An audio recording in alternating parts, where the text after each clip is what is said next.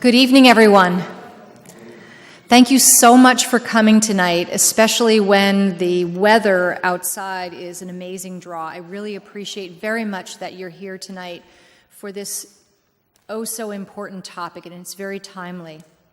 Our program tonight is What About Weed? You can imagine the reaction from my family when I told them what meeting I had to go to tonight. My husband was perplexed, and a couple of my children were pretty excited about it. So I want to thank our esteemed panelists this evening, Dr. Kevin Hill and Dr. Alicia Dager, for sharing your expertise with us. I, for one, really like to work on policy by understanding the facts and science behind an issue, and that's exactly what tonight is. It's an opportunity for us to begin the discussion on the facts and potentially the myths about the effects of marijuana on our bodies, our brains, our children's brains, and our community as the state of Connecticut debates the impacts of legalization of non-medical marijuana. And I like to call it non-medical marijuana because it seems not right to call it recreational. Using a substance to alter your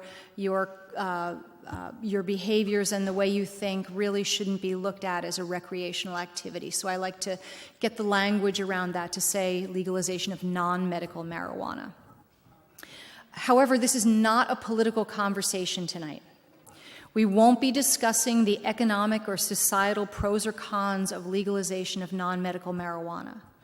Our interest is in building and maintaining healthy communities.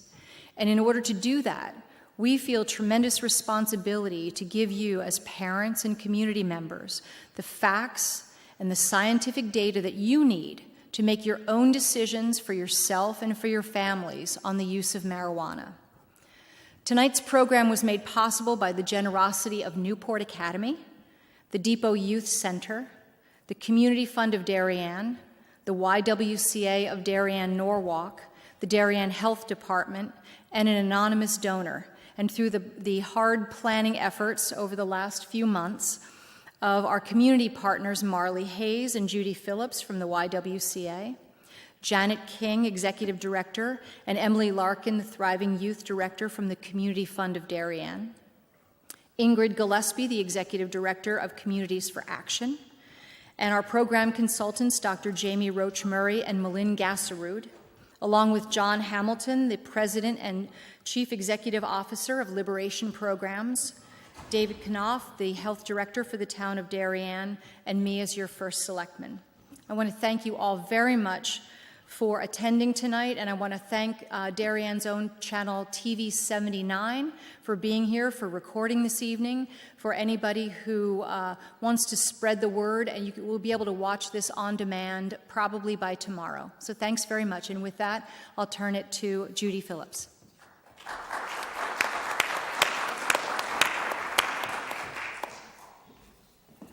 We would be remiss if we didn't all thank Jamie for her support and the support of the town behind this. She fully recognized the importance of this topic, and when we asked her to come beside us on this, was enthusiastic. So Jamie, thank you very much. So before I introduce our speakers, I want to call your attention to note cards, which hopefully you all got on your way in. If there's a question that you're not comfortable standing up and asking, although just looking at some of the faces in the room, I can't imagine that actually happening, we will be passing around these bowls for you to put them in so you can ask those. The questions will be asked on a microphone so that they can be captured on TV. So first I would like to introduce Dr. Kevin Hill. Dr. Hill is an addiction psychiatrist, Director of the Division of Addiction Psychiatry at Beth Israel Deaconess Medical Center, and an assistant professor of psychiatry at Harvard Medical School. He grew up in Rochester, New York, graduated from Skidmore and Jefferson Medical College. Then he trained in psychiatry at the Harvard Longwood Psychiatry Residency Training Program. He then earned a master's in health sciences from the Robert Wood Johnson Clinical Scholars Program at Yale, and also completed the Partners Healthcare Addiction Psychiatry Fellowship Program. Dr. Hill's clinical research is focused primarily on medications and behavioral interventions that might improve available treatments for those wanting to stop smoking marijuana. He has received multiple competitive awards as an investigator and published on numerous topics in addiction. In addition to the clinical trials he directs, Dr. Hill sees patients in his private practice and consults with a certain Major League Baseball team just north of here that we will not mention. He also consults with the National Football League and the National Basketball Association. Thank you for coming down to be with us tonight, Dr. Hill.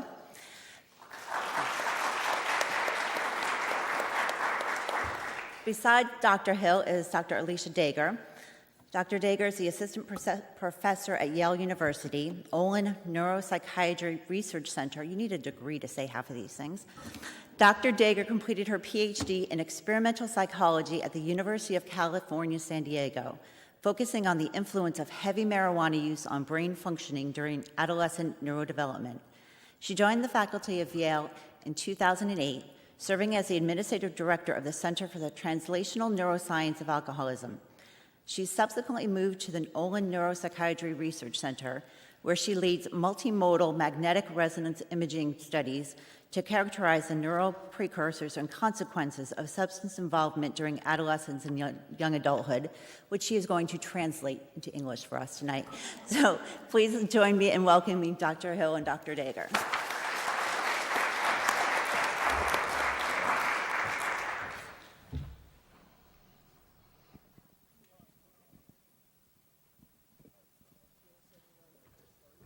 All right, we'll get rolling. So we've got, I've got probably 45 minutes or so of facts that I want to present to you, and then Dr. Dager will go, and we'll have plenty of time for Q&A. So every question that you may have relative to cannabis is fair game, whether we cover it or not. So just keep that in mind. So at the bottom here, you have my contact information. Keep that handy in the future. If you have questions that come up, feel free to think of me as a resource moving forward. In terms of disclosures for me, I think I might move over here, a little bit more space. In terms of disclosures for me, I've been funded by NIDA, more recently by the World Health Organizations, looking at the therapeutic use of cannabis. I wrote a book on marijuana a few years back that came out. Feel free to check that out. In terms of what I do on a daily basis, you heard some of it in that long-winded introduction.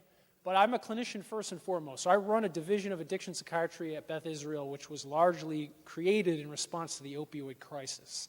And so we see patients with opioid problems, alcohol problems, and then my specialty happens to be cannabis. But we see these folks every single day in the hospital, whether they're inpatients on medical services, whether they're outpatients and they come into my clinic. We see them and try to help them deal with the addictions that they have, along with the co-occurring psychiatric disorders that they often have as well. I have a private practice, as you heard about. Really, I think my sweet spot is probably what we're talking about today. Young people, 15 to 25 or so, who have cannabis problems, and people are worried about them. And those folks never come in on their own. They're never calling me up and saying, hey, doc, I heard I could lose up to 8 points of my IQ if I don't stop smoking weed. I need to come in. So that never happens. They're always pushed in. And really, in the latter part of my talk, really, that's what we're going to talk about, the challenges there. Because as I was saying earlier, before the talk, that when it comes to talking about the science of cannabis for young people, so 25 and below, when your brains are still developing, science is actually really good. I mean, we can debate a lot of issues policy-wise. Should we have medical cannabis? Should we have non-medical use of marijuana? And again, you can have a spirited debate on those issues. And the facts about how those policies have impacted the communities that have the policies are really points of debate. But when it comes to young people in cannabis, the science is pretty clear, as we'll talk about today. However, even though that may be the case, it's very challenging to treat patients who have problems with cannabis, particularly young people, because of the fact that they're learning about cannabis, using cannabis in the context of the debates that we're having about policy. And we'll talk about why that's challenging. As you heard, I do a lot with athletes. And so if you're a sports fan, you know drugs and sport, particularly cannabis and sport, go hand in hand. So I treat those athletes, but I also help a couple of those leagues make their policy. So hopefully, if you're a fan, you've begun to notice that some of those cannabis-related policies are becoming more evidence-based over the last few years, and I'm hopeful that it will continue to go that way. In terms of the research that I've done, most of it has been related to trying to develop treatments for that subset of people who are addicted to cannabis that we'll talk about today. It can be a behavioral intervention, a type of talk therapy, can be a medication. There are no FDA-approved medications for cannabis addiction or cannabis use disorder at this point, so we've tried to do that. We'll continue to try to do that. And then the last bullet's really what we're doing here today, trying to bridge the gap between what the science says and what public perception is. There's a huge gap there, and we'll talk about why that is, but it mostly has to do with the fact that there's a lot of money at stake, and people want you to vote one way or another. They may be opposed to these policies, they may be for these policies, and as you'll see, both sides spin the data and sometimes distort the evidence. And so what we want to do is really focus on where the evidence is. It's not 100% one way or another, right? When we talk about youth use, again, it's pretty solid in one side, but again, in these other areas, it's much, much more complex, and we'll talk about how that makes it even more challenging. I've worked in various schools, so elementary, high school, college, et cetera, and tried to do some work with policymakers over the years. Some places with more success than others. Massachusetts is a particularly difficult state to be in, but we've had some successes. Trying to think about how to do these things, right? I think there's one thing for you to decide, do you want to have this or not? But sometimes, depending on where you are, it's not really up to you. And so you may be in a situation where these policies get voted in Connecticut or in other states in the Northeast. And then I think the real issue becomes, how do you implement these policies in such a way that you give people what they want? They voted for it in the Commonwealth of Massachusetts, for example. How do you give them what they want while mitigating risk? That's the real question in many of these cases. And I think, unfortunately, a lot of the times the losing party, so people who may have opposed these policies in a state like Massachusetts, they really haven't taken an active role in trying to be part of the solution. They've fought so hard to, oppose these initiatives, and then once they get voted in, they're just frustrated. They don't want to deal with it anymore. And so, as a result, we've had a lot of weak policies in Massachusetts and other states. I think that in the United States, we really haven't done a great job, whether it has to deal with the medical policies, and I will say, I think Connecticut's medical cannabis policy is one of the better policies, certainly, in the United States. But in terms of legalization, the United States has not done very well, unfortunately, at this point. So when you think about the numbers in cannabis use, I think, by you being here, I think this is part and parcel has to do with these trends. And so over the last 10 years, there's a doubling in adult use, 22, 24 million Americans using every year, depending on where you look. So there's a lot of folks using. And as I mentioned earlier, there are these powerful messages. We want you to vote one way or another. So you're hearing about medical cannabis. It's the greatest treatment ever. You hear about cannabidiol. We'll talk about that. These are the greatest treatments for all these different conditions. We can put it in your coffee. You can buy it online. You can rub it in your skin. You can do all these things. And unfortunately, there's not a lot of evidence there, and there really needs to be more evidence. Legalization, same thing. You've got a lot of people who stand to profit. In the states that have legalized recreational cannabis use, a lot of people are making a lot of money, including the states, mind you. They're making tax revenues, and Canada also has been a place where companies have made significant profits. So there's a lot at stake here. And we also have to realize that if somebody who has a powerful social media platform says something about cannabis today, like Justin Bieber, let's say, and he's going to reach a lot more people than we are. And we're grateful that you came out on a nice night. But that has something that you can't overlook, the fact that there are these powerful messages out there, and oftentimes those messages are not evidence-based.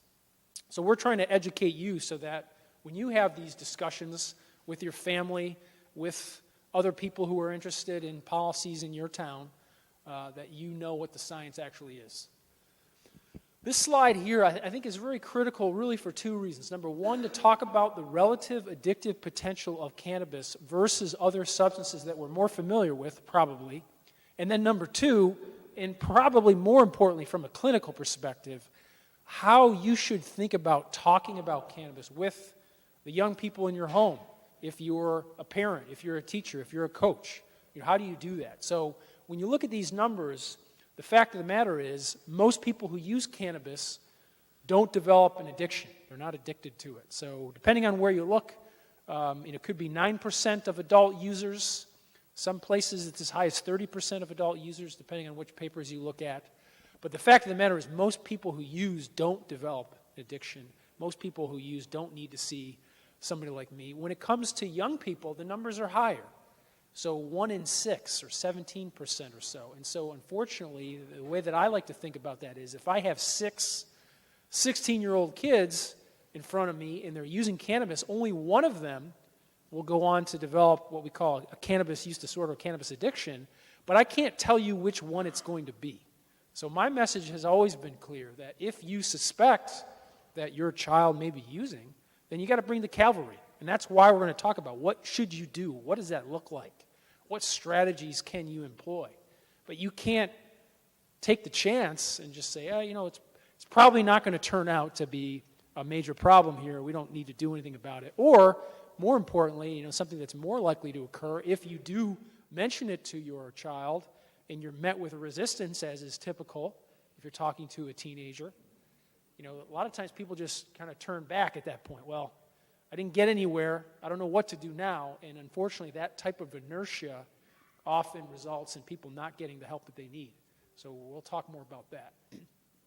When you look at this graph here, what you see here is that cannabis less addictive than some of the other substances that we're more familiar with. Tobacco, certainly. So a third of tobacco users, heroin, depending on where you look, almost a quarter there. Numbers are probably higher, and this is before fentanyl, certainly. So cannabis is not as addictive as, and alcohol, 15%, not as addictive as those other substances. So that really talks about a couple of key things. Number one, I think it's okay to talk about cannabis and its relative addictive potential compared to these other substances if you're talking with young people. So some people who do this kind of work feel like they can't engage in that conversation. If you say that cannabis is not as harmful as some other substance, like fentanyl, for example, then you're giving kids the green light to use. I don't believe that to be true. I think that you need to have nuanced conversations with kids and acknowledge some of these differences. Okay, yeah, it's less addictive than opioids maybe, okay? When you talk about danger, we typically talk about things like mortality, death, so major problems associated with use. If that's how you're looking at it, if that's how you're defining more harmful, then yes, I think there is a continuum. Cannabis, alcohol, opioids, right? So cannabis, on the whole, is probably not as dangerous as alcohol is if you're talking about mortality, morbidity, major medical problems, and certainly opioids are far more dangerous, right? However, I think a key point when you talk about these different degrees of danger is although marijuana may not be as dangerous as alcohol, which in turn may not be as dangerous as fentanyl, doesn't mean that marijuana is not dangerous. It can be. Somebody can take, and that's a point that we're going to try to make here today more than once, is that you can take a substance that may not be as potent, may not be as deadly as another substance, but you can take your use of that substance to an incredibly unhealthy level. And those are the folks that I see. By the time somebody gets to me and they're using cannabis, they've got major problems: work, school, and relationships. And at some point, if you're sitting with these patients, it can be difficult to discern who may be somebody who has a problem with marijuana versus alcohol or opioids, right? Because you're having these same major life stressors occurring. My college career may be in jeopardy, or, depending on, it can be the same type of major issue. So I think that's a point to keep in mind, that you can take your use of something that may not be as dangerous as other substances, but take it to an incredibly unhealthy level. This slide here is also important for many reasons. So this is from the Monitoring the Future study. There are a couple of major survey studies that come out every year. This one comes out of the University of Michigan, and it's important for a variety of reasons, but they chart really youth use, among other things. They look at a lot of stuff, but youth use, as we see on the left here, along with perception of risk. And so what you see here, another point that is often misrepresented depending on where you get your information from, and you should start to think about that. Where are you going to get your information from? Are you going to get your information from somebody who is a lobbyist in some way, who's trying to get you to vote one way or another? Are you going to try to take it from people who do this work and really don't have that kind of financial skin in the game? But when you look at youth use over the last several years in the context of these changing policies, youth use is actually flat. So, people worry about what the implications of these policies may be, and I think you should be worried about it. We really don't know, but what we have seen so far is that youth use is flat at this point. However, on the right side, we see perception of risk. So youth use may be flat, but perception of risk is sharply declining here. That's what we're seeing here. And that's a dangerous spot to be in when you think about it. How does that look? Why is that? Well, I think it's fairly simple in some ways. When you think about kids, if you've spent time in a school, you've talked to your child and their friends, you begin to appreciate the fact that, if I were to go into a room today with this many, 100 or whatever we've got here, young people, and we say, what are the risks of alcohol? Everybody knows the risks of alcohol, right? They still may use occasionally. We don't want them to do that. But they are aware of the dangers of alcohol. We've done a good job of educating kids on that. The youth use of alcohol is sharply declined over the last several years. We talk about smoking cigarettes. It's really the same story. People know, and we're going to talk about e-cigarettes. We'll take a couple slides and talk about that because that is heading in the wrong direction, unfortunately. But when it comes to smoking cigarettes, kids know it's harmful for you.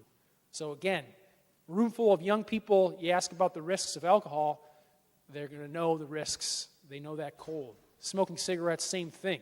If you ask them about the risks of using marijuana, you better be ready for a whole host of different answers. And that's the problem, I think. We have done a good job in the past with these other substances. We have not done a good job to this point when it comes to educating kids about marijuana. There are many reasons for that, and we can get into some of those. But we haven't done it yet. And I think it's critical for us to try to think about what are the facts, and then how do you relay the facts? How do you talk to young people? It's not easy. Again, we're talking before the session here about how to treat young people who, again, they don't come in on their own accord. They're not there on their own. They're getting pushed in there. It's very challenging. Similarly, if you're working with a room of young people, they have their beliefs about these things. And so it can be very, very difficult, despite the fact that the knowledge may be relatively solid in certain areas. Why is it controversial? Many reasons. The key ones, people want to paint this with a broad brush. So in the context of these policies, if people are trying to make this a simple topic, beware. This is not simple. It's definitely not. So, when people say this is a harmless substance, people say this is the greatest medication ever, that's pretty extreme. Similarly, if you have other people who go in and talk to a room full of kids, and if you relay the message that if you use cannabis, you're doomed, it's over, they know that's not true. You have to be willing to get in there, get your hands dirty, and try to separate the layers here. There are many layers here. So be aware of that. People are trying to make it simple. And those are really the people who are strongly opposed and strongly for.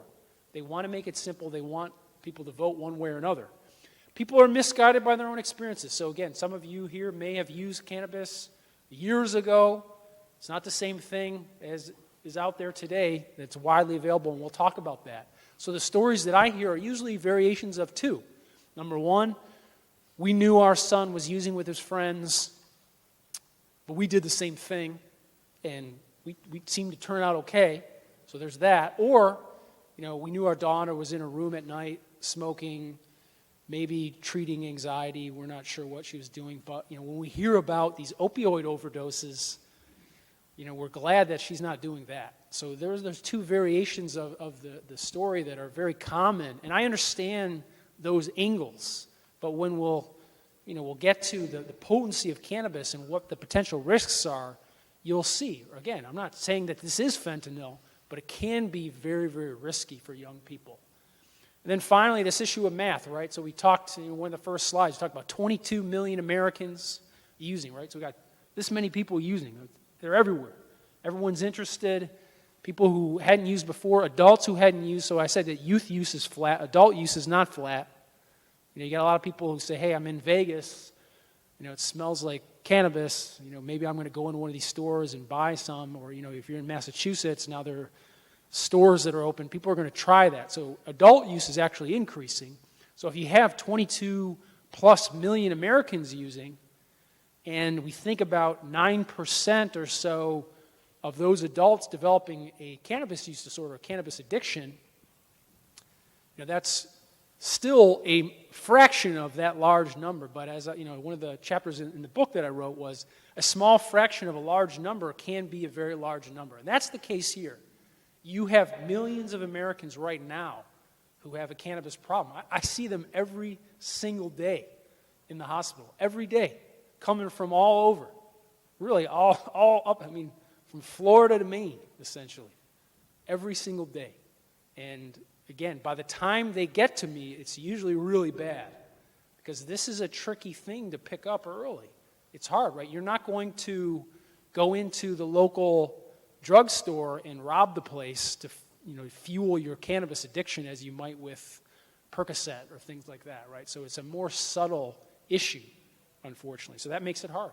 So math can be tricky. I don't like large numbers, especially late in the day or after lunch. But there are large numbers here. So the key myths, there are many myths with this, but the three key myths that I think are the most important, not harmful, not addictive, and the last one, which is very useful clinically, no withdrawal, and we'll talk about those.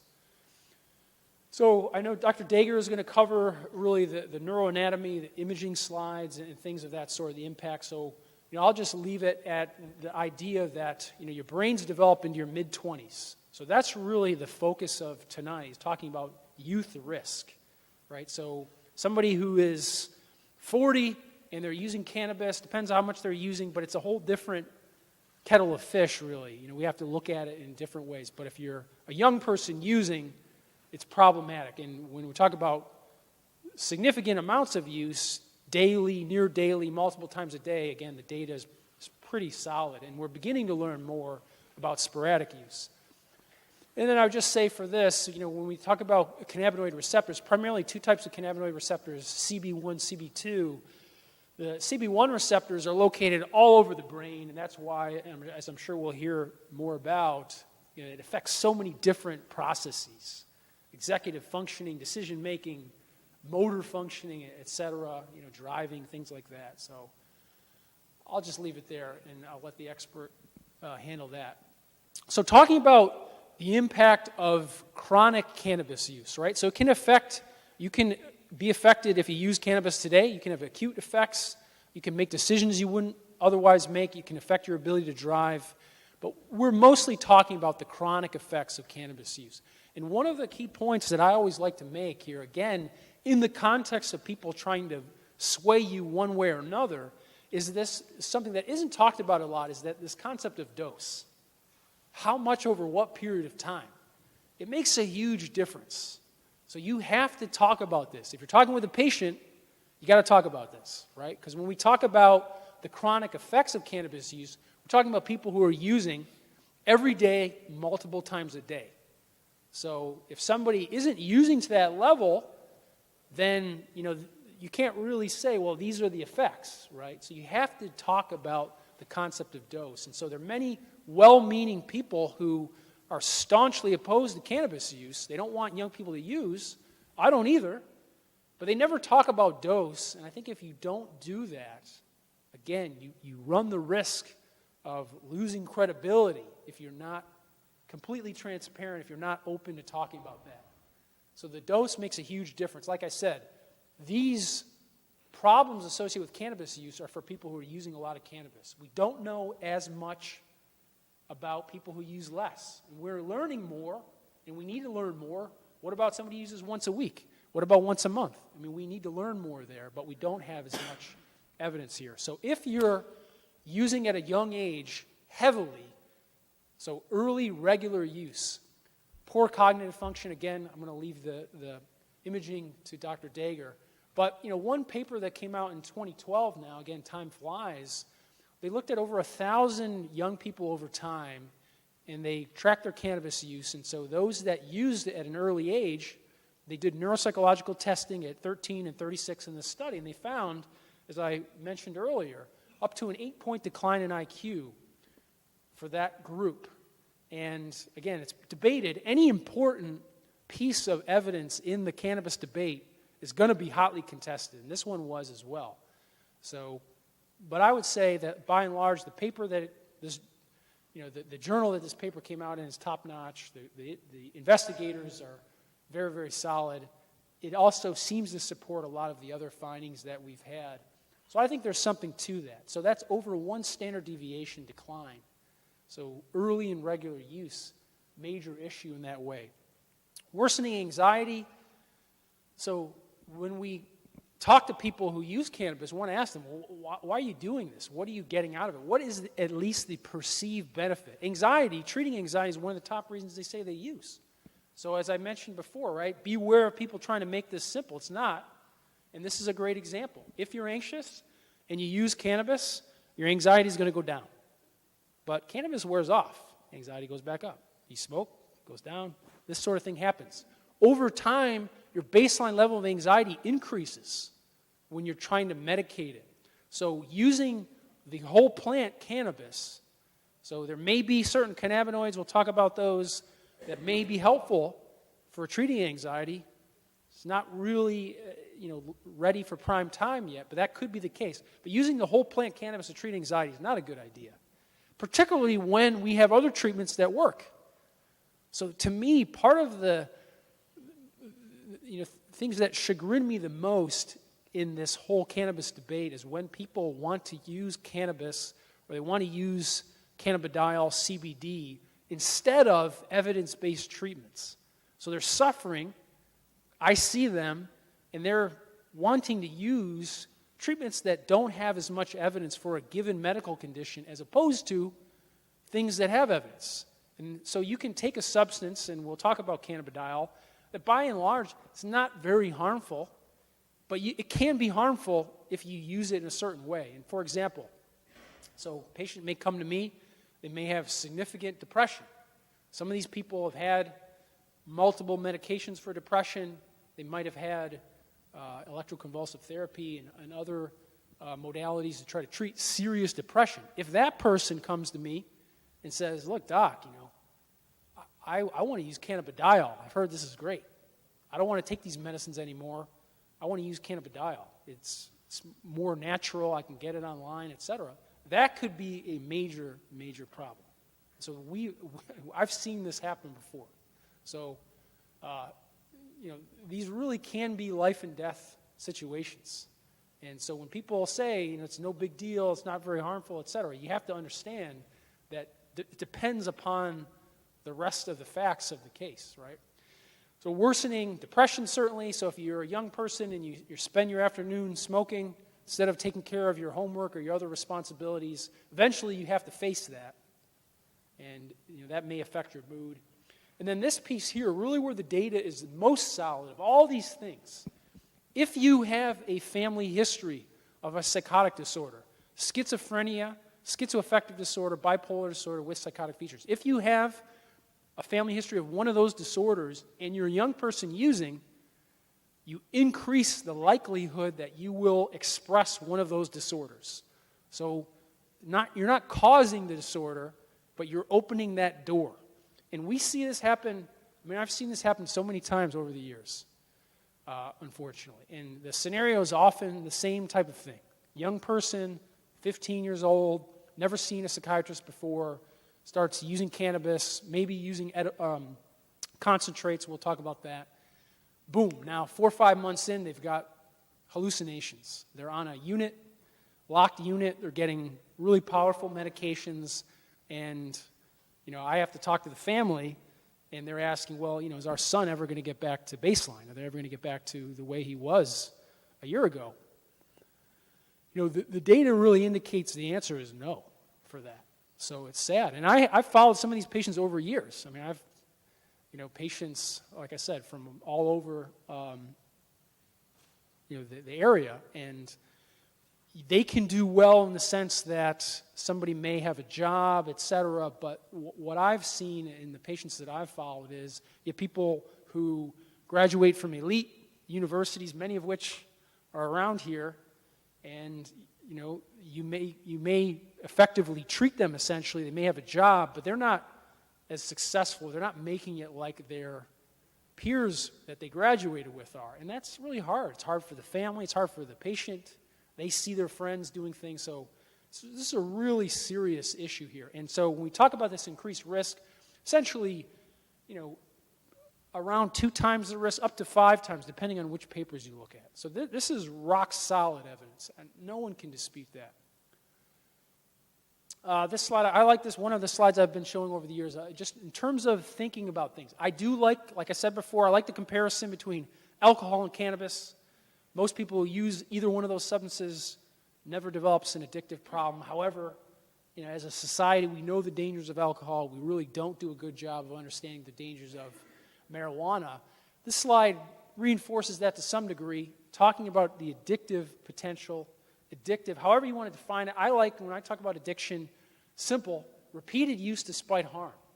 So there are patients that I treat, people that you may know that use cannabis in that way. So again, we've got the brain. We're going to hear more about the brain on the left side here. On the right side, stimulants, amphetamine, cannabis here. I always say cheesecake. I mean, that's what I would say. But whatever your vice is, the point is that when you use substances or you do things, gambling, shopping, etc., that are pleasurable, they're reinforcing, they cause the release of certain neurotransmitters. And here we're talking about dopamine. So again, scales are different here, full transparency, but the process is the same. When you're doing these things that are pleasurable, you have the release of dopamine. That gets you to continue to do that. So critical fact, take-home point here. Like I said earlier, different degrees of danger, taking a less harmful substance, making it very harmful. This is a great example. So when people talk about hard drugs, soft drugs, I don't like that type of terminology. Most of us would agree that's a hard drug, amphetamines, cocaine, things like that. If we had to characterize hard drug, soft drug, most of us would say marijuana is a soft drug. But the process here is the same type of thing. Again, you're having that dopaminergic surge occur that gets certain people to want to use that. People make choices about what their drug of choice is. And then if you ask patients, they'll tell you that, right? I don't like the way alcohol makes me feel. It makes me feel sluggish. I don't like drinking. That's not for me. Or people will say, opioids, Percocet just gives me this calm feeling. It's the greatest thing ever. Or some people will say, like, marijuana is my thing. When I get home, I reward myself. I'm going to, take an edible, watch Netflix or whatever. So people make these important choices. So it may not be the most dangerous drug, but their use they can decide this is what I like, and then have their like of that drug carry them into a very unhealthy level of use. And that's what we see over and over again. This slide here, probably a little less relevant for non-clinicians here, but the idea that if you're using marijuana every day, multiple times a day, and you stop abruptly, you will have physical withdrawal symptoms. So a couple of colleagues of mine, Ryan Vandry's at Hopkins now, Alan Budney is at Dartmouth. I think these are a great series of studies. And what they showed was the cannabis withdrawal syndrome, which is widely, everybody recognizes this in the medical field, but people really just don't know about it among the general population. But that cannabis withdrawal syndrome is similar to nicotine withdrawal, something we're more familiar with. It's really hard to quit smoking, right? We kind of know that, right? It's very difficult to do. But what they showed is that the withdrawal symptoms associated with cannabis are really the same types of things, perhaps to different degrees: anxiety, irritability, difficulty sleeping. So again, if you talk to patients, they'll tell you this. I tried to stop on my own. I couldn't do it. I felt horrible. So this is hard. This is challenging. There's a physical withdrawal to this. If somebody has taken their use to the level that we'd say that they're addicted to cannabis. So a few more facts, and then we'll talk a little bit about treatment. Today's marijuana, like I said before, some of you may have used years and years ago. Let's talk about that. So what is cannabis? The plant itself has hundreds of chemicals in it, hundreds, probably 400 plus. When we talk about cannabinoids, we're talking about chemicals that are specific to the cannabis plant. So how many are there? Got an email from a friend of mine who's in Italy, who's a chemist, who's like probably the world's expert in this. I think he said 144. So let's say 144 cannabinoids. How many do we know? Not very many, probably. I don't even know that many, right? But the ones that we talk about are delta-9 tetrahydrocannabinol, THC. On one hand, makes you high. That's why people like cannabis in the first place. On the other side, it can make you psychotic, right? It can make you paranoid. People have heard about that, right? People may have had those experiences. And then cannabidiol, CBD, that's sort of the compound du jour now, something that everyone's interested in. It's non-intoxicating. So again, another myth out there, people say that it's not psychoactive. It is psychoactive. Psychoactive means it affects how you feel, affects the brain. It does do that. So if you see that, I would stop reading at that point. I mean, you're not going to read anything that's very good. So it's non-intoxicating. It doesn't make you high. Probably, as I alluded to before, probably has anti-anxiety properties, probably antipsychotic properties. So very, very promising compound. We'll talk about that in a minute. Why do you hear about these two together all the time?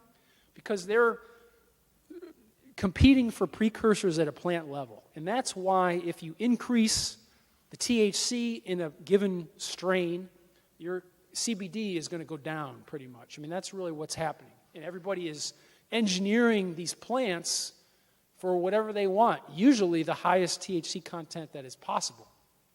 If you go, so again, a lot of people talking about cannabidiol, but if you go to a dispensary in Connecticut, I've been to dispensaries in Connecticut. If you go to a dispensary in Connecticut, what do they have there? Mostly really high THC cannabis. And they can have it in the flower, you can buy it in a pen, but that's what they're selling. So, make of that what you will. So that's why you hear about them. More or less, CBD is functioning as a buffer to the harmful effects of THC. So keep that in mind. Potency is rising. Pretty simple. We're not going to spend a ton of time. But if you use in yesteryear, 60s, 70s, 80s, average THC content 3 to 4%. Now, the latest published data, Mahmoud Al-Soli runs the NIDA lab in Mississippi, a friend of mine. In 2016, he published a paper. At that time, the average THC content was a little below 13. But that's old news, really. I mean, the next paper that comes out is probably going to put it at about 20. And again, if you go out and buy it, you can get the plant, the flower, 20s and 30s. So keep that in mind, right? The stuff that you used years ago is not this stuff. And that's huge when you think about that. And also, and I was showing you data before, the percent of people who get addicted to cannabis, that's from cannabis that's not as potent. So, how are those numbers going to change? Those are things that we don't know to this point. So, there's a lot more to be learned. Other forms, so I just show these because I think it's important to mention this. We can talk more in the Q&A if we need to. These are really, I've given hour talks on each one of these actually, so these are, really complex issues. Synthetic cannabinoids, K2, spike, spice. The short story is, who uses these things? People who are going to be drug tested, people who live in group homes, people in the military, people who are pro athletes, people on probation. So if you know somebody who is one of those groups and they use substances, they may have used cannabis in the past, they know they're going to be drug tested, you got to think about these things. Synthetic cannabinoids are more dangerous than cannabis. We mentioned a slide ago or a couple slides ago that CBD buffers the effects of THC. Synthetic cannabinoids have THC-like compounds only. So that's why, if you're a sports fan, you may have heard athletes using these things doing some pretty wacky things. So these are dangerous substances. This is wax shatter. People talk about dabbing. We're talking about concentrates. So you're taking the plant itself, you're distilling it down into a more pure form, 80 to 90% THC. So paranoia that may occur with the 20 to 30% flower, more likely to occur with this. Another thing we haven't even mentioned, another problem with cannabis, what's called cyclic vomiting syndrome. So if you're using cannabis all the time, some people down-regulate, or the number of cannabinoid receptors they have is reduced. They develop vomiting. So we see that more when they're using concentrates. I'm going to talk more about this, but this is an e-cigarette. That's the Juul. So I got a couple of slides on that. And then this edibles really the bane of, one of the banes, I think, of my existence. To me, there's no better illustration for how poorly we educate people about cannabis than the edibles. And the fact that here we are, years into this. In this country, we've had legalization for years and years and years, and yet we still have people using edibles in a problematic way, going into the ER. So it's just a question of education. First of all, packaging should never be packaged like that. There's no reason for that. That's simple. I think that states like Colorado have learned from their errors, and so the packaging is much better. But really the idea that there are different kinetics. So when you use an edible product like this, so typical brownie has 100 milligrams of THC, right? Serving size in that brownie is 10 milligrams, so 1/10 of that. So when you start to think about that, so I don't know about you, but when I'm having a brownie, I eat the whole thing. So that's what people do, right? They're in a place where cannabis is available. They may not want to smoke it. I'm going to start with an edible, and they don't understand the dosing. Take a bite, nothing happens. Take another bite, nothing happens. 30 minutes later, you got 4 or 5 times the dose. If you've not even eaten the whole thing, let's hope. But that's how people end up on their back. They end up in the ED. Should never happen, never. We should do a great job of educating people. It's pretty simple stuff when you think about it, unfortunately. So, I would hope that in a state like this, they do a good job of educating if they were to implement some of these policies. Back to e-cigarettes. So why has Juul dominated the market? I think we've got to talk. It's like a public service announcement. We've got to talk about this because high schools all over are being ravaged by this. Well, I think, to me, this is the best slide to think about why has this one product taken over. Think about it. Look at these other e-cigarettes. It looks like a muffler. This is the Juul, though. It looks like a USB stick. So kids, I don't know if I have a pen in my pocket, but kids have their hoodies on, and these things are in their hoodies that they can surreptitiously use. There's not a lot of vapor that's emitted from the Juul, but these are ravaging high schools, unfortunately. So they have just totally dominated. I said earlier, we do a good job of educating kids about smoking. We do, but this has really been a game changer in a negative way, unfortunately. So when you think about this, the data that's come out, these are really important papers. 80% young people who've tried Juul continue to use high concentrations. So 5% nicotine in one pod. So essentially one of those pods in a Juul is a pack of cigarettes. So again, if anybody out there treats young people, you got to ask them about this. They're not smoking cigarettes anymore. But young people, if they're seeing me and they've got problems with really any substance, most of them are vaping now. So you got to ask about that. Because if you're using a pod a day, 20 cigarettes worth, you can't ignore that. You have to take that into consideration. Why is it relevant for this talk? Because these pods are easily modified to have THC in them. So, I mentioned, we do work with baseball players.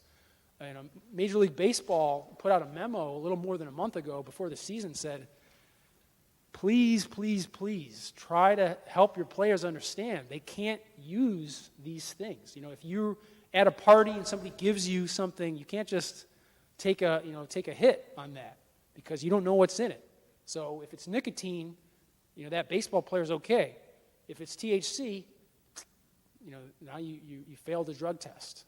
So that's been happening a lot, unfortunately, because young, impressionable people don't question the provenance of the things that they are using out there, unfortunately. So let's talk about CBD. hot topic, like I said. So cannabidiol, it's been around a long time. People have only become interested in it over the last few years. One of the major developments in cannabinoids in the last year was the fact that one of these cannabidiol products became FDA approved, and that's a great step. However, most people, 99% of the people out there who are using cannabidiol aren't using that FDA approved product. So I do want to be clear, I'm very hopeful that cannabidiol will continue to be. It's already been a very impressive compound, but hopefully the best is yet to come. However, at this stage, and I would also, it's a good time to mention, the WHO stuff that we did. If you're interested in learning the latest about therapeutic use of cannabis or cannabidiol, I would encourage you to look at the WHO website. So there's an expert committee on drug dependence has the latest. And the short story is people are using it for all these different medical conditions. There's not a lot of evidence. So that in and of itself is an issue. And then when you think about what products they're using, they're getting this stuff from online sources, and the data indicates. So Marcel Bond-Miller, another friend of mine, he published a paper in an excellent journal, JAMA, 2017. That paper showed that only 1/3 of the CBD products were accurately labeled. So that means that a chunk of them, you had more CBD than you were expecting, a chunk of them had less, some of it had none. So you really don't know. If you're familiar with the whole dietary supplement market, you know that it's hard to really understand what you're getting. And this is really the same type of thing. Another paper that came out last year, Paklas et al., just said in addition to being mislabeled, there's often other substances in these products. So again, CBD is the same type of thing that certain organizations are worried about, that you may think you're using cannabidiol and you may be getting other stuff in there, including THC, and that's how people fail drug tests. So buyer beware when it comes to cannabidiol at this point. So let's talk about treatment. What do? You encounter, behavior changes, you find paraphernalia, you're worried. What should you do about this? So let's talk about a case. It's always better to talk about cases. This is a prototypical case. Mark, 15-year-old young person, high school student, comes to me. Parents bring him to me. Got suspended for selling marijuana. He had previously seen somebody about anxiety. He told me that he would rather be messed up. That wasn't the verb that he used, though. So really, there's not a lot of information here, but yet there is a ton of information here that helps you, right? You see things here. If somebody gets suspended for selling marijuana, they're using marijuana, and they've been doing it for a long time. So I've seen many young people over the years who you never would have thought would be selling marijuana. But, when you're doing this and you're trying to support your habit, and you got to figure out how you're going to do that, and you don't want to, again, you have to make choices. So people get into selling things that they wouldn't otherwise get into.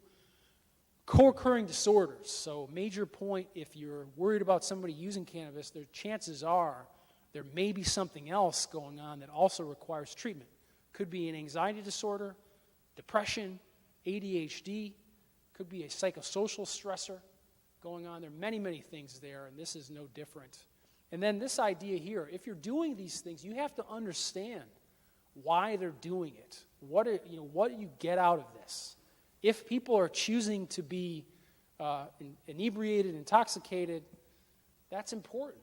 You have to try to figure out, why is that? Why would you rather be messed up than to face things in a sober fashion? What do you look for? As I mentioned before, this is tricky. Social problems caused by or worsened by drugs or alcohol like cannabis, giving up important activities. So I don't know Darien very well, but I saw a baseball game out here earlier. So I have a sense for the type of community that it might be. And so in this kind of example, if somebody's playing town soccer, or they start playing soccer at a young age, they're playing for the town, they do travel, all that stuff. If they get to second year of high school, they stop playing soccer. It doesn't mean that they have a marijuana problem, but it might. You have to know what normal is. You have to know what baseline is, and then figure out when someone deviates from that. when they deviate from the norm. Use in dangerous situations, that's usually kids in cars with cannabis. So police may get involved. Sometimes, depending on where you are, they may step back and say, hey, make sure that they go see somebody, and then this will all disappear. I mean, that can happen. Sometimes it doesn't happen, but it can happen. And then this is really the most common source of referral for me. Use despite other obvious problems. So they may have already been diagnosed, and they may be getting treatment. So the typical case here, young person with ADHD, we're on the third stimulant, and now all of a sudden, months into this or a year into this, now we hear, oh, he's using cannabis 3 times a day, every single day. Oh, we didn't know that before. Maybe that's relevant. So that's really what's happening here. So somebody may be getting treatment, but this is impairing the treatment. It's handcuffing the treatment that they may be getting. How do you have the conversation? Really 4 levels here: preparation, conversation, evaluation, referral. Will buzz through them. Preparation, build it before you need it, like this, right? You have to be able to talk to young people about challenging topics, right? So I have a couple of daughters, ask them every day, what'd you learn in school, what'd you do in math, etc. They don't want to answer my questions on my time frame, usually. But I got to ask. It says, hey, this is important. How you do in school, or drugs, or alcohol, drinking, cannabis. You got to ask about these things because it establishes that you think it's important. It increases the likelihood they're going to come to you when things go south. Have an idea of what you're going to say if you're worried about somebody. Have a plan, right? Like if you're worried about them, you think something should happen, what are you going to do if they say okay? What are you going to do if they don't say okay? The conversation's pretty simple. I think it boils down to this, really. I'm concerned about you. I think that you need an evaluation. So you're not making a diagnosis. You're not passing judgment. You're saying, look, I'm worried about you. We got to talk to somebody about this. Ultimately, I think that it boils down to having an understanding for what will motivate them to get help, what will motivate them to make a significant behavioral change. In my mind, I've shared a little bit of it before, right? It's not so much the data that we talked about before, right? It's not the fear of losing the IQ points. More of it is about, look, I really want to go to Yale, or I want to play in the sectionals in 2 weeks, or I just want to be able to drive the car, continue to drive the car. Those are the things that matter to them. So you got to figure that out. If they come and see me, I got to figure that out. I got to figure out what's important to them if I'm going to be able to make any headway on these issues. It's hard. This is really hard. Thorough evaluation, what is it? Motivational interviewing, it's really what I talked about before. To me, motivational interviewing simply is figuring out what is the one reason, the most important reason for them that they may change this habit, that they may try to give up something that they really enjoy, that they really value, they feel is an important coping mechanism. Because their one reason's better than 10 that I can give them. Careful history, like I said, addiction does not occur in a vacuum. There are other things going on. Building an alliance, so again, I've done studies with medications, etc. I like to use those when possible, but the biggest thing that I can do is really build an alliance with the patient, because most of the time, I'll let you in another secret, most of the time when they come to see me, especially young people, they don't want to do what I think they should do right away.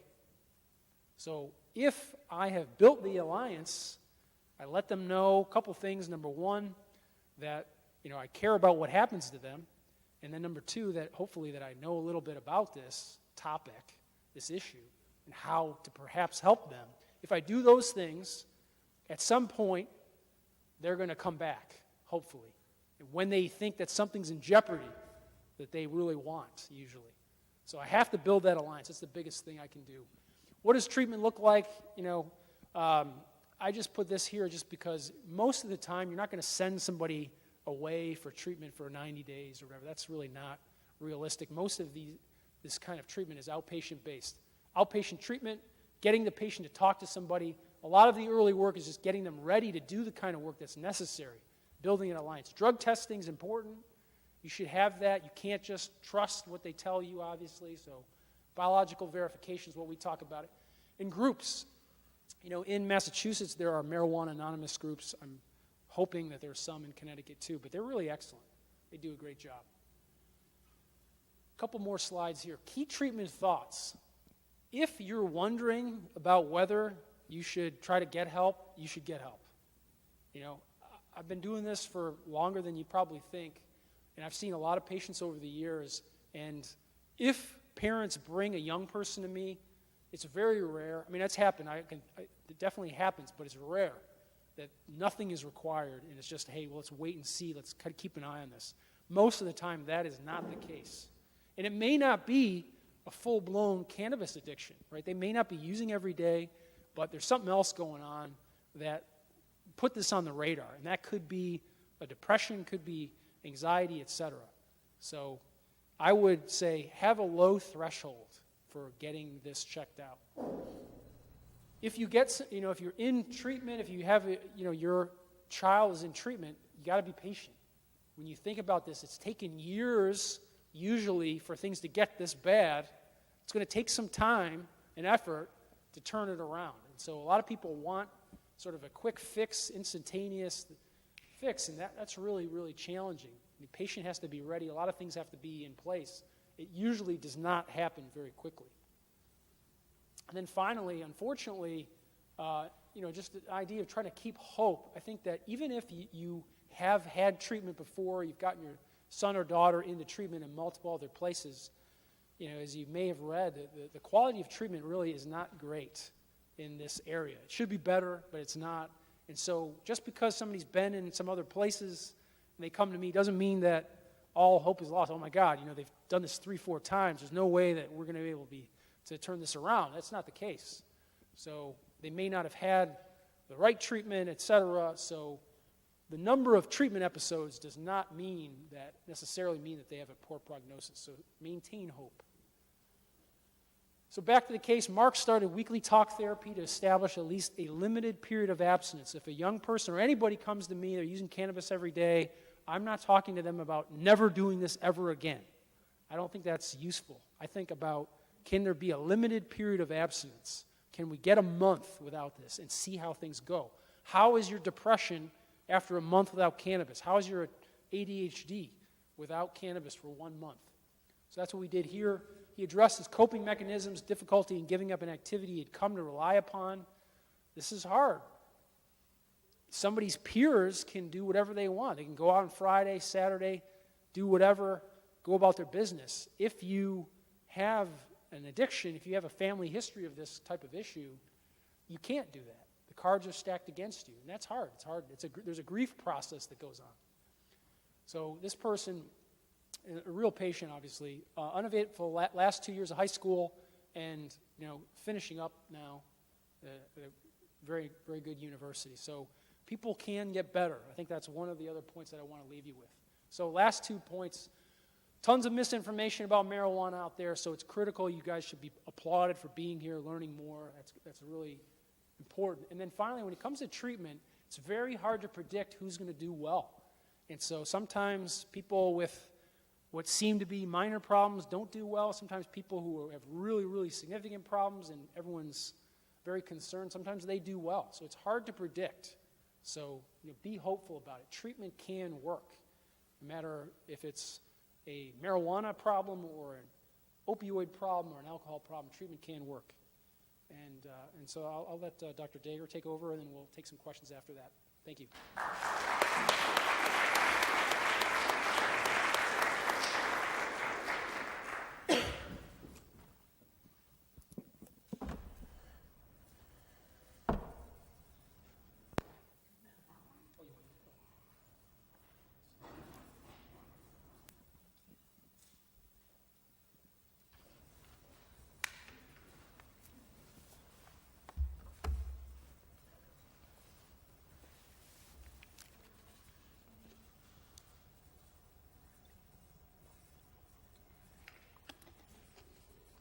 All right, can everyone hear me? All right. So that was incredibly informative and really interesting, and I think really kind of leads into the stuff that I'm going to be talking about in terms of the adolescent brain. So I am at Yale, and I've been studying how I've been studying adolescents using neuroimaging for the past 19 years. We started these studies really to try to understand how heavy alcohol and marijuana use impact the adolescent brain. And this was really the cutting edge of technology back when we started these studies. And as Dr. Hill mentioned, we've taken a lot of the research that we've done in alcohol and translated that really well and gotten the information out to people. Public perception has changed. Teenagers are changing their behavior, but we're still catching up with the marijuana research. So I've been really interested in this topic, and I feel like I've been doing all of this research for all these years, and I'm really passionate about trying to disseminate that information and to get it out to people and to provide the evidence so that people can make informed decisions and really understand what the science is saying. So I'm going to share some of the studies that I've been doing along these lines. So first of all, we already have talked a little bit about how use is very prevalent in adolescents and college students. So if we look at lifetime use, past month use, daily use, it increases throughout adolescence and into young adulthood. And in fact, we see the highest rates in college students. And we talked a little bit previously, Dr. Hill showed that nice graph that use has been relatively stable among teenagers over the past decade or so. But in college students, it's actually increasing. And he mentioned that in adults, it's increasing. So that's the one age range where we really have seen a substantial increase over the past decade or so. And that's concerning because, as we're going to talk about, the brain is still continuing to develop in college students as well. And they're also focusing on this critical academic period. They're finalizing their formal education. They're going out into the world.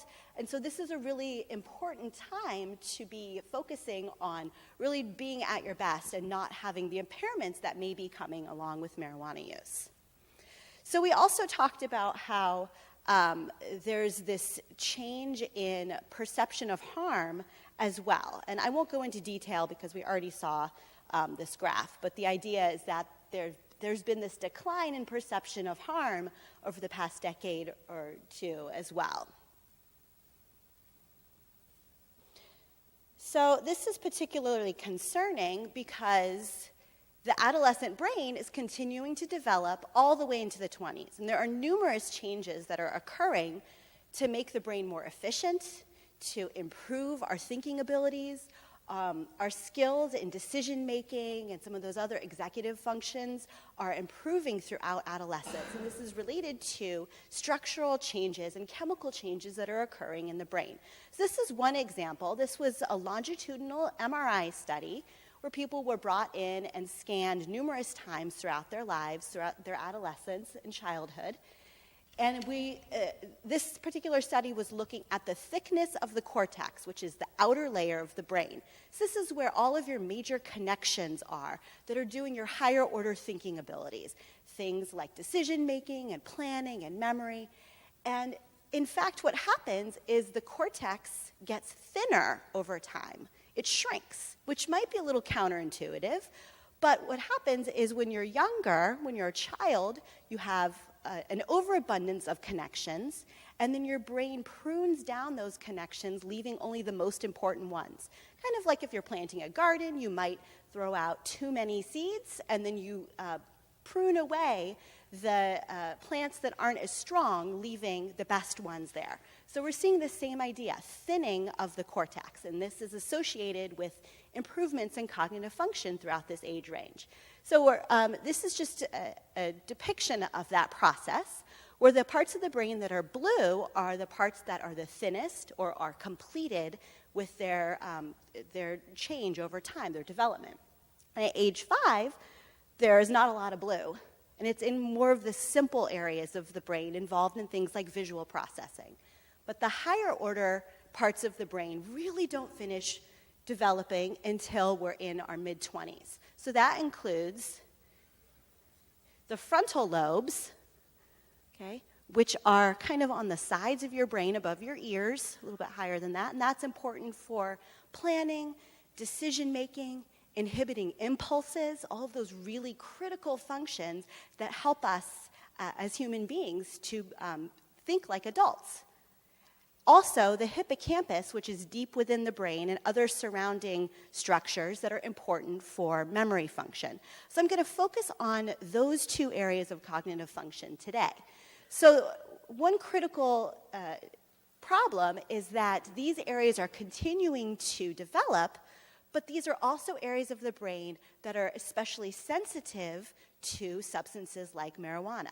We talked a little earlier, Dr. Hill mentioned some of the brain areas that have the most receptors for marijuana, that marijuana can impair, and long-term use might be adversely affecting these regions. So that was the rationale behind starting these studies, to try to understand what's happening. So I'm going to summarize just pretty quickly some of the studies that have looked at thinking problems associated with marijuana use. So in adults and in adolescents, we see that recent use is associated with problems with problem solving, attention, and memory. And in teenagers, we've done some studies showing that these effects can last up to a month after someone stops using.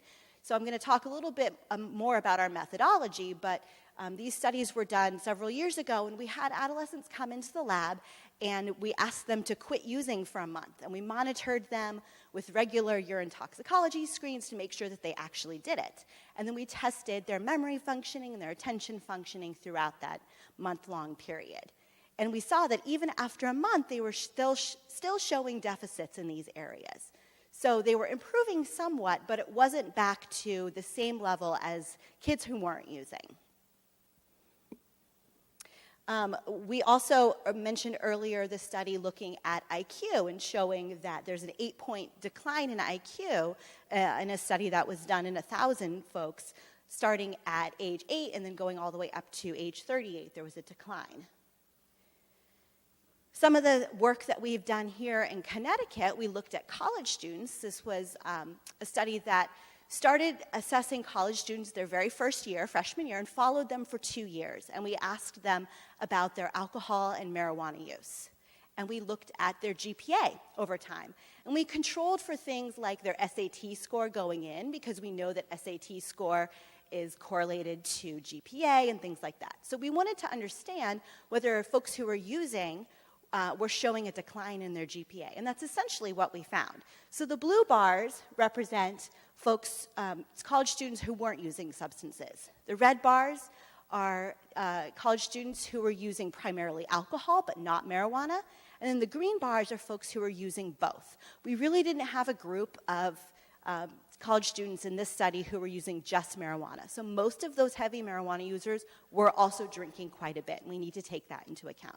But as you can see, pretty consistently, the green bars are lower. So they had a lower GPA. I don't know if you can see the numbers, but in the non-users, in their first semester, their GPA is an average of about 3.0. And the folks who are using alcohol and marijuana, their GPA is closer to 2.6. And this is consistent over all the semesters. In addition, the green bars are declining over time as well. There's a little bit of a bump in the middle, but overall we see a decline. Those who curtailed their use or started using less actually showed an improvement in their GPA. So I don't think this is surprising. We don't know if it's a chicken or egg problem, right? We don't know which came first, but those who are using more substances, their GPAs aren't as good. So this is just evidence showing that. All right, so we wanted to be able to look inside the brain and see what's going on. How's the brain processing information that might be contributing to this? So we did some magnetic resonance imaging studies that look at the structure of the brain. And this technology that we're using was pretty novel when we first started doing these studies. And it's excellent to use in teenagers because there's no radiation involved. It's really safe. People can have repeated scans throughout their lives, and there's no danger in that. And we can get a really clear picture of the brain to look at these various structures. Then we also used a technique called functional magnetic resonance imaging, fMRI, where we can look at brain activity. So you put someone in an MRI scanner, you can show them pictures, you can have them do a thinking task, and you can see what parts of the brain light up, so to speak. So which parts are working the hardest to do that particular task. And then we can compare groups of heavy users to groups of non-users and see what the differences are. See if the users are using different strategies or using their brains in a different way. So these studies were done starting back in the year 2000, so it's been a while. So one caveat to keep in mind is, as we mentioned, marijuana today is a lot more potent than it was back then, okay? So perhaps we'd see even greater effects if we were to run this study today. So these studies were done in the San Diego area. These teens were recruited directly from the community. These weren't kids who were in treatment. They were all pretty high-functioning kids. So ages 13 to 22, when they came into the study, they didn't have any co-occurring psychiatric problems. We excluded kids with depression or anxiety or ADHD. So really their primary issue is the marijuana use. They weren't smoking cigarettes. They weren't using other drugs. We did need to control for alcohol because, as I mentioned, most of the kids who were using marijuana are also drinking quite a bit too. We want to make sure that that's not what's really causing our results or triggering what we're seeing. These kids had really good school performance. So these aren't kids who are at high risk or flunking out of school. They all came from middle to upper class families, so not what you would typically think of as high-risk kids, right? They're pretty high-functioning, doing pretty well in most aspects of their lives. They're using about every day or every other day on average. And in these particular studies that I'm sharing, these kids were abstinent for a month before they came in. So we paid them $450 to quit using for a month. And remember, this is back in 2000 to 2005, so think about, inflation rates and all of that good stuff. Some of the kids said, no, that's not enough money, I'm not going to quit. So that kind of, again, speaks to the issue of motivation and, what's important to you, that these kids would not quit for $450. And a lot of the kids tried to quit and then relapsed and then tried again to do the study. But ultimately, we did get a group of kids who were able to stay abstinent for a month and come in and do the neuroimaging. So they were scanned at the end of this month of being abstinent. We did not scan them at baseline. Neuroimaging is very expensive. This was the first study of its type. We didn't have enough money to scan them at baseline, and then again a month later. The other important thing to remember is that all of the study information is strictly confidential. So everything these kids tell us, we can't tell their parents, even though they're minors. Okay, so that is important because it helps us to know that these kids were being honest about their substance use patterns, because they know that we're not going to share the information with their parents. All right, so one of the tasks that we did in the scanner was an impulse control task. So it's a really simple task. You see shapes come up on the screen, and you have to click a button as fast as you can every time a shape comes up, except the small blue square. When the small blue square comes up, don't press the button. So you have to withhold that response. So you're going as fast as you can, and then all of a sudden you have to stop. So this is something that's relatively simple, but it's actually pretty tough to do. And this is a task that really requires frontal lobe function, inhibiting impulses. And in this particular study, we saw that the adolescents who were heavy marijuana users throughout the brain were using more brain power, showing more activity to do this task. They were performing at the same level of accuracy, but they were using their brains more. So they're working harder, essentially, to do this particular task. So this took place oops. I'm not that good with technology. This one, okay. So you can see that in these frontal lobe parts of the brain, so right in the forehead area. And that's the part of the brain that we would expect to be active in this task. But the adolescent marijuana users, their brains were more active. We also did a task that's called a spatial working memory task, where figures come up on the screen, and you have to remember where they are and press a button every time you see a figure come up in a repeat location. So this might be something that would be relevant if I were to give you directions somewhere and you had to follow those directions and remember those directions in your mind as you're going. And in this particular study, we found a little bit of a different pattern. We found that the marijuana users showed more activation in the back part of the brain more activation in the back part of the brain, but less activation in the frontal lobe. So they're using potentially a different strategy to accomplish this task. It's not as simple as working harder, and we can't necessarily say that this alternate strategy is better or worse, but they're definitely using their brains in a different way. Again, they're performing at about the same level. Everyone's doing pretty well on this task, scoring about 90%. When we look at more of long-term memory, we start to see a different story unfold. So we did a task that's a verbal learning task. So memory is one of the areas where we most consistently see deficits in marijuana users, both in adults and in adolescents, if they're currently using. And so we wanted to understand what's going on in the brain that might be contributing to this. So during scanning, folks had to try to memorize pairs of words. So they were asked to memorize pairs of words that go together, for instance, mermaid and tail, and then they were given one of the words and asked what word went with this. So there were different parts of this task. First, before they went into the scanner, they had to memorize 16 pairs of words. And we asked them for, show them the word mermaid and say what word went with this. So it's not a huge list, but it's tough. They're given the recall test, and we had a contingency in there where they had to score at least 10 out of 16 correct in order to move on.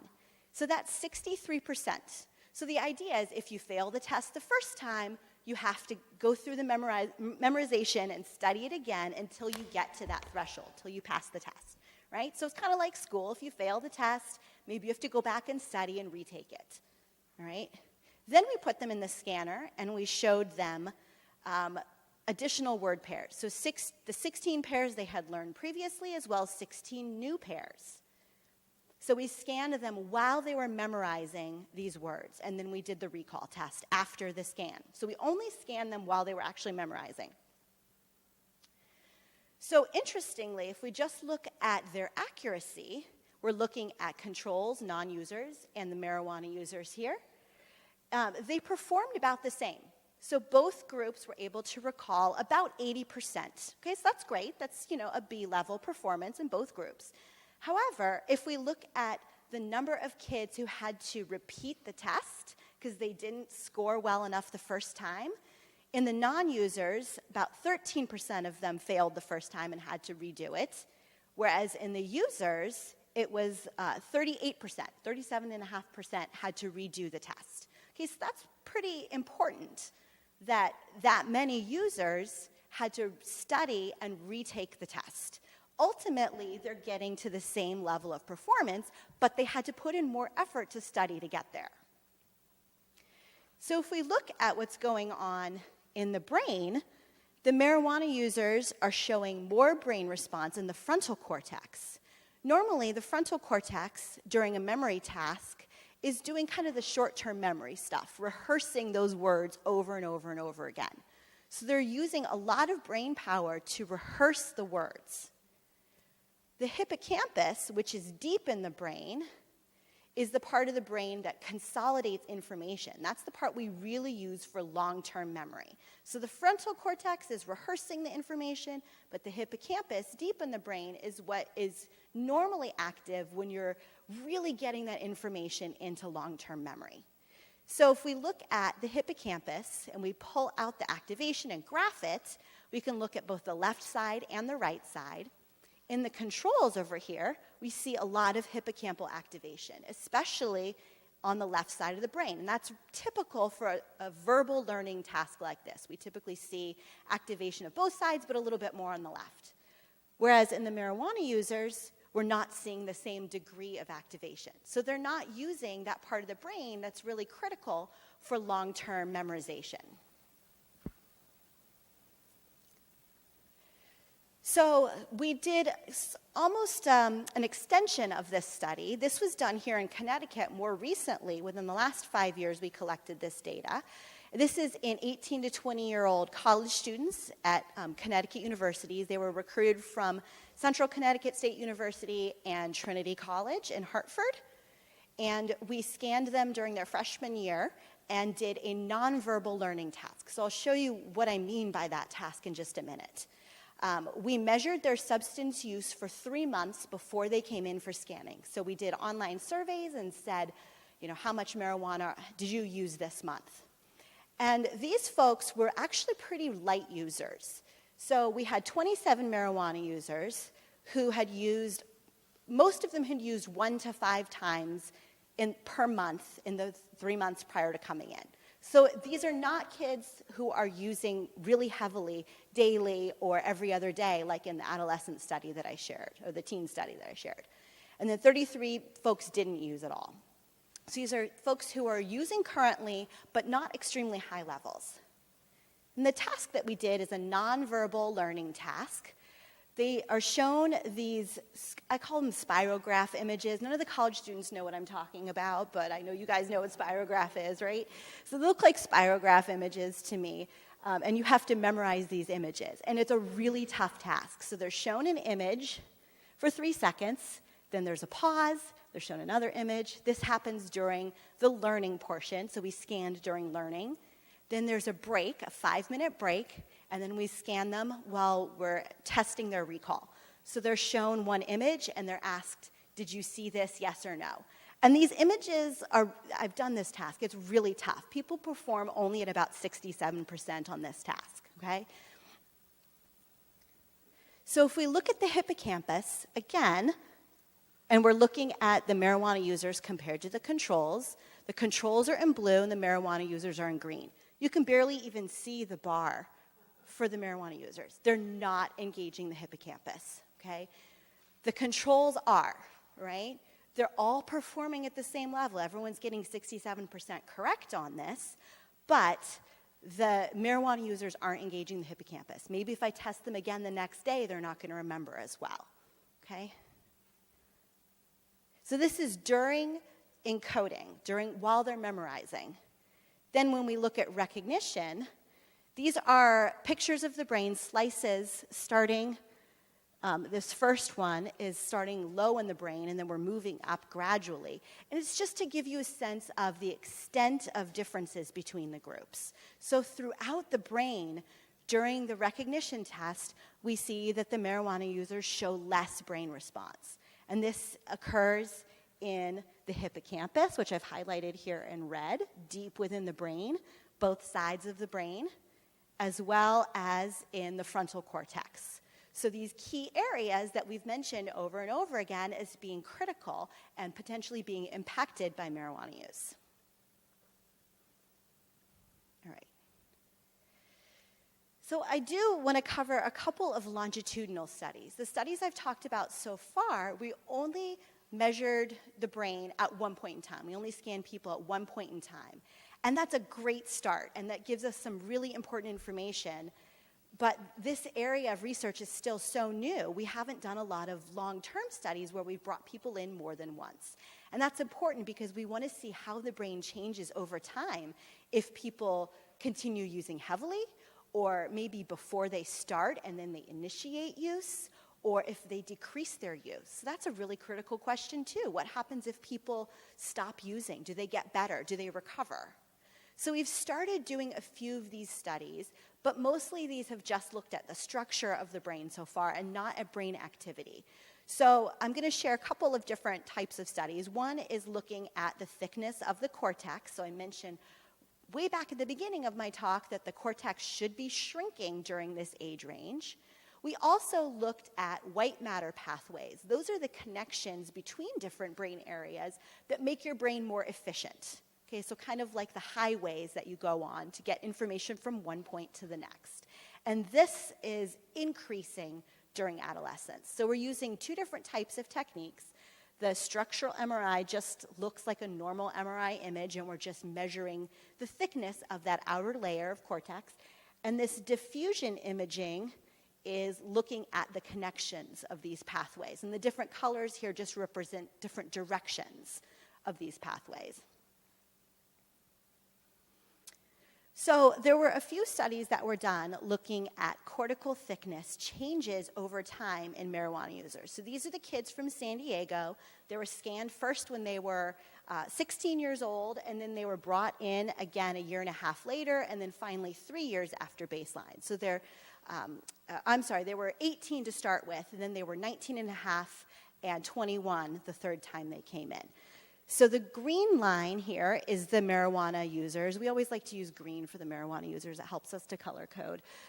So the marijuana users, it's hard to see, but they're the green lines that are above, and then the controls are the blue lines. And these are numerous brain regions where we see a decline in both groups. Again, that's normal. You should see a decline during this age range. But consistently, the marijuana users are above the controls, and that's not normal. We would expect the regions to be smaller, and smaller is actually better in this age range. So we also were able to look at marijuana users compared to binge drinkers. So this is one of those key issues that's difficult to disentangle because most marijuana users, at least in this study, were all drinking pretty heavily too. So we had a control group of folks who were just drinking. And both groups were showing changes in white matter over time. So they're both declining over time. Whereas normally in adolescence, you should see an increase during this age range. So the use groups were pretty similar. The alcohol users and those who were using alcohol and marijuana both were showing similar patterns of declines during this age range. So it's hard, again, to disentangle which substance is worse or which one is impacting the brain more in this particular study. Finally, we looked at folks who initiated marijuana use during this age range. So they were scanned at baseline before they had used any substances, and then again after they had initiated substance use. And in this study, again, this is comparing those who initiated alcohol use only compared to those who initiated both alcohol and marijuana use. There wasn't a control group of folks who didn't use any substances in this study, just due to the fact that the scanner actually changed between baseline and follow-up, so we couldn't compare the data, unfortunately, in the controls. And again, throughout the brain, you see declines in those who are using both substances, especially compared to those who were using only alcohol. So in this particular study, those who initiated alcohol and marijuana use were worse off than those who only initiated alcohol. All right, so one of the things I want to highlight is that these are studies that were done by my research lab in San Diego and also here in Connecticut, but that's only a fraction of the data that have been collected in numerous studies to date. So there's really been an explosion in this type of study over the past decade or so. We've seen lots of different studies come out. This was a review study that we did back in 2016. Again, that seems like a long time ago now, but at that point in time, there had been 46 studies using MRI techniques to look at adolescent marijuana users, done by numerous labs all over the world.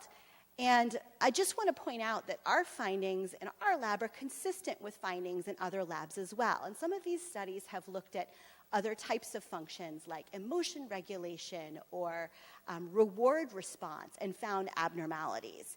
And consistently, we see abnormalities with different types of imaging in the same brain regions overall. There's a lot of consistency. So this is a complicated graph, but it's just to give an idea of the number of studies that have found differences in marijuana users using all of these different types of imaging techniques to look at structure or brain chemicals or white matter pathways or functional MRI. And it's broken down by brain region. So overall, frontal lobe shows the greatest number of studies consistently reporting these differences. So we have pretty good evidence from all of these different studies from all over the world that there are differences in adolescent marijuana users. Again, it's difficult because most of these studies have been cross-sectional. It's hard to know whether these abnormalities were pre-existing or were caused by or exacerbated by the marijuana use. But pretty consistently, we do see differences in marijuana users. I also want to point out, this is some really new data, hot off the presses. This was published just last month in March. And this was a study looking at very low marijuana use in 14-year-olds. So these are kids who have only used once or twice in their lives. And these are all regions of the brain, again, sliced going throughout the brain. But the orange blobs show areas of the brain where kids who have used marijuana show thicker gray matter, thicker areas, larger gray matter than the kids who haven't used. And again, that's abnormal to show a larger volume in this age range. You want to be shrinking down during this time. So this, I think, is really interesting work, again, very recent, but suggesting that even really minimal use can be associated with differences. And they also suggested, they had a longitudinal component to this study, and they suggested that these were not pre-existing changes, that they think these were caused by the marijuana use, which is a little bit scary to think about. Perhaps 1 or 2 times could have contributed to these differences. So again, that's one study. It's brand new. We're going to have to do some additional studies to try to understand that. But I want to summarize what we found so far.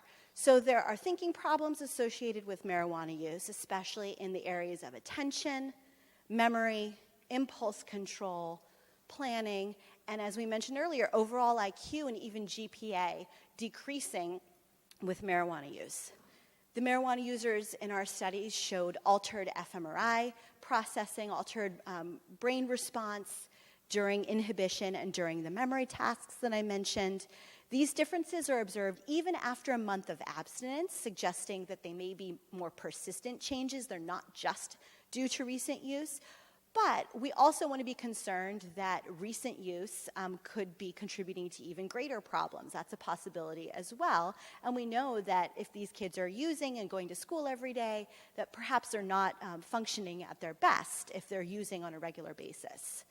Most of the results suggest that the brain is working harder or using different strategies to get the same job done. I think it's going to be important in the future to give harder tasks in the scanner to see how the brain reacts when it's a more difficult task. For instance, with the verbal learning task, we noticed that they had to study the word pairs again a second time in order to get to the same performance level. What's happening in the brain when they're going through those different learning trials? And is it working harder when the task is even harder? We also saw that marijuana use over time is associated with changes in brain structure. So there were a couple of longitudinal studies that I showed where people were scanned more than once throughout their lives and showed changes during that time period. We also know that a younger age of initiation or a younger age of use is associated with a greater degree of problems. This has been shown pretty consistently with many of the studies that were done in other labs as well. And as I mentioned, there's some preliminary evidence from that one study, recent study, showing differences even in very light users. So this is kind of where we stand right now, but where are we going and what are the questions that still remain? Because I still have a lot of questions, and I would love for NIDA to give me lots of money so that I can keep studying all of these things. These are really important questions, and these are questions that I get from parents and I get from teenagers. What age is safe? We don't know. We don't know what the cutoff is. We know that the brain is continuing to develop all the way into your 20s. Some studies have suggested that starting use prior to age 18 is much worse than later, but we don't really know what a safe age is. How much is safe? Again, potency is changing. The studies that I showed you were done, as I mentioned, 15 years ago. Things have changed even since then, and it's hard for the science to keep up with that. We don't know how much is safe. As I mentioned, there was that recent study showing that even really low levels can be associated with differences. So we need to continue studying that. I showed the study of nonverbal learning. Those were college students who were using 1 to 5 times a month, not a ton, and they were showing differences. So that's an important issue to consider, to continue studying. What about recovery? What happens if someone quits? We've seen that there are differences in the brain after someone has stopped using for a month compared to those who don't use. We don't know what happens if someone quits for longer. What happens if they use as a teenager and then they stop? What are they like in adulthood? We don't know. We need to continue doing this kind of research to answer these questions. CBD is a big issue, as we were talking about a minute ago. There are some studies suggesting that cannabidiol may kind of normalize or attenuate some of the negative effects of THC. So there have been studies. There was one study looking at hippocampal volume and chemistry, and showing that those who had high levels of THC were impaired. They had smaller hippocampal volumes. This is done in adults. But those who had high levels of CBD and THC actually looked more like controls. So this is one study that was done. I'm collecting data to hopefully be able to look at that in another sample of folks as well. But this is a critical issue. Is it possible that having marijuana with high CBD may help to protect against some of these negative effects that we see? Again, we don't know. And we also don't know what people are getting when they think they're taking CBD, right? So we don't know if they're really getting CBD. But in our lab, we're actually testing hair samples so that we can quantify how much CBD people have been exposed to. Then there's this question of alcohol versus marijuana. Which one's worse? You know, people ask this all the time. We know alcohol is bad. Maybe marijuana isn't as bad. But again, this gets back to that early question we had by Dr. Hill. What do we mean by harmful? Okay, is it the problems in your life? Is it your thinking abilities? We know that both alcohol and marijuana are both associated with memory problems and attention problems and differences in the brain in adolescence. It's hard to know which one is better, which one is worse. They're probably both bad. So it's hard to give a good message with that.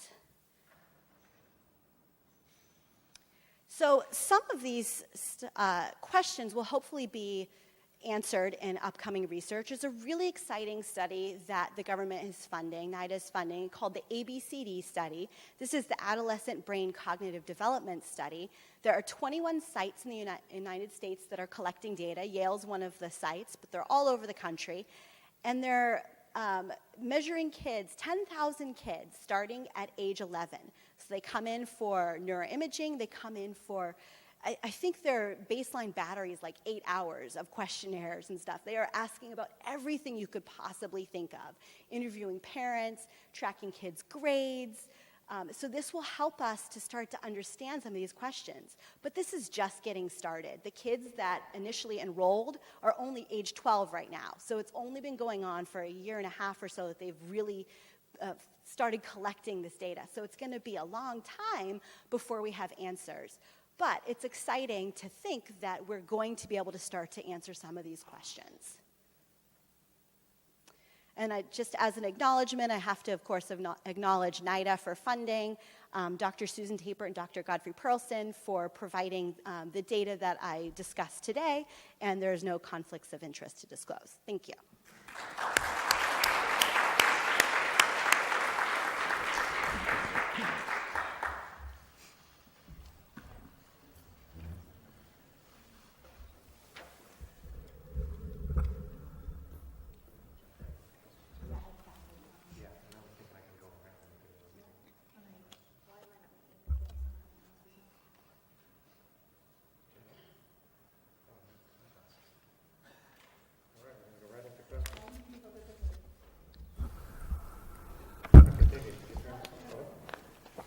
Oh, I had turned it off. I'm sorry. There's one right here, too.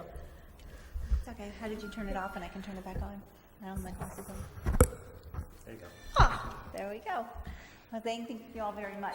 So I'm going to apologize for the super short introduction, John, but we want to get quickly into questions and answers. But we are fortunate to have John Hamilton with us, who is a nationally known expert with over 30 years experience in the field.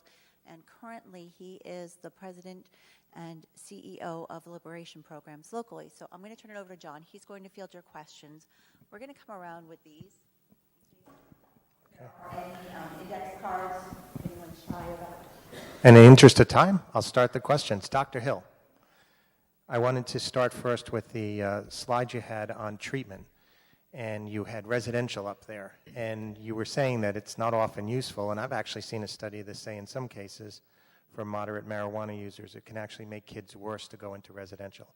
Can you let us know when it would be indicated, and when you're working with kids, is it indicated to go to group versus individual versus family versus a recovery coach? Sure. So in terms of the residential, I mean, I have patients who have recently gone into residential, and it's really a method of last resort, I would say. So these are people who have had multiple treatment episodes, and things are going very poorly in whatever setting they happen to be in. You know, the one person I'm thinking of is a college student just doing miserably, and, you know, we're doing everything, seeing him regularly, and so at that point the decision was made that we needed to extricate him from his schoolwork in order to try to establish some abstinence. So I think there are cases. I mean, it's a case-by-case basis, but I think that when somebody initially presents and seeking consultation about a young person's use, it wouldn't be what I would automatically jump to. In terms of the other modalities, group, family, etc., I think you try to get a sense for that based upon each individual patient. I like using as many of those modalities as possible. I think when somebody is facing this type of issue, you want to put all hands on deck, and so if you can involve the family, that's always great. I like groups like Marijuana Anonymous as a supplement to individual treatment, so I think there are fewer cases that I would think of where it wouldn't be a good idea to at least try as many of those things as you can that could be feasible. All right, question in the front here. Oh, hold on. I appreciated both of your presentations very much. I don't think I heard, unless I missed it, much about it, the old-fashioned concept of a gateway drug. Could you address that, one or the other? So gateway, the way I look at it, I mean, I think the American definition, what Americans mean when they talk about gateway, is a causal relationship. If you're 13 and you use marijuana, then you automatically will go on to do these other things. That's not the case.